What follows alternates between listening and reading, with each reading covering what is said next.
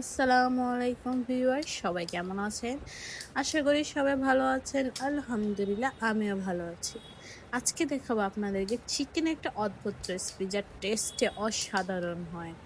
আমি ফার্স্টে এখানে চিকেনগুলো ভাজার জন্য এখানে যা যা লাগে হলুদ মরিচের গুঁড়ো এবং এই গোলমরিচ গুঁড়ো এবং গরম মসলা দিয়ে লবণ দিয়ে ভালো মতো মেখে দিয়েছি। একটা প্যানে আমি একটা একটা করে মাংস দিয়ে ভেজে নিব ভালো মতো। এখানে একটু ভালো মতোই ভেজে নেবেন, কারণ আমি যখন গ্রেভিটা করব বেশিক্ষণ আমার চুলাতে রাখা হয় না।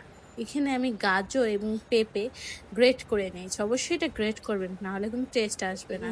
আমি এরকম লাল লাল করে মুরগিগুলো ভেজে নিচ্ছি, মাংসগুলো ভেজে সেই তেলের মধ্যেই আমি কুচি করে রাখা প্রায় 1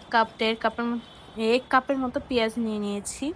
1 কাপের মতো পেঁয়াজ নিয়ে ওটাকে আমি ভালো মতো নেড়ে চেড়ে নিচ্ছি। পেঁয়াজগুলো যখন নরম হয়ে আসবে এবং হালকা বাদামি কালার হয়ে আসবে, তখন আমি দিয়ে দেবো পেঁপে এবং গাজর। এটা কীরকম লাগছে, কারণ আমি যে মশলাটা মাংসে মাখিয়েছিলাম সেটার মধ্যে আমি গ্রেট করেছি, যেন মশলাগুলো পেঁপে গাজরের গায়ে লেগে যায়, তার জন্য। আমি এখানে যখন এরকম ভাজা ভাজা হয়ে যাবে পেঁপে গাজর এবং পেঁয়াজ, তখন আমি এটার মধ্যে দিয়ে দিব সেই মাংসগুলো। দিয়ে আমি এটা আবার আরেকটু নেড়ে চেড়ে নিব। নেড়ে চেড়ে নেওয়ার পর আমি এখানে অল্প কিছু পানি অ্যাড করে দিব, যেমন 1/2 কাপের চেয়ে একটু কম প্রায় পানিটা আমি অ্যাড করে নিয়েছি।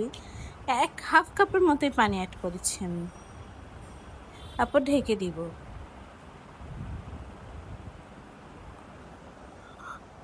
ঢেকে দেওয়ার পর উঠিয়ে আমি নাড়াচাড়া করে দিব।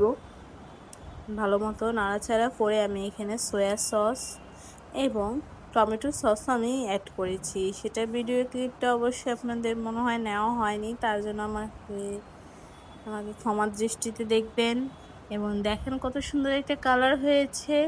এবং এখানে আমি একটু চিনিও অ্যাড করেছিলাম, তো অবশ্যই দেখবেন এবং কেমন হয়েছে আমাকে অবশ্যই কমেন্টস করে জানাবেন এবং অবশ্যই ট্রাই করবেন এবং সাবস্ক্রাইব করতে কিন্তু ভুলবেন না। আসসালামু আলাইকুম।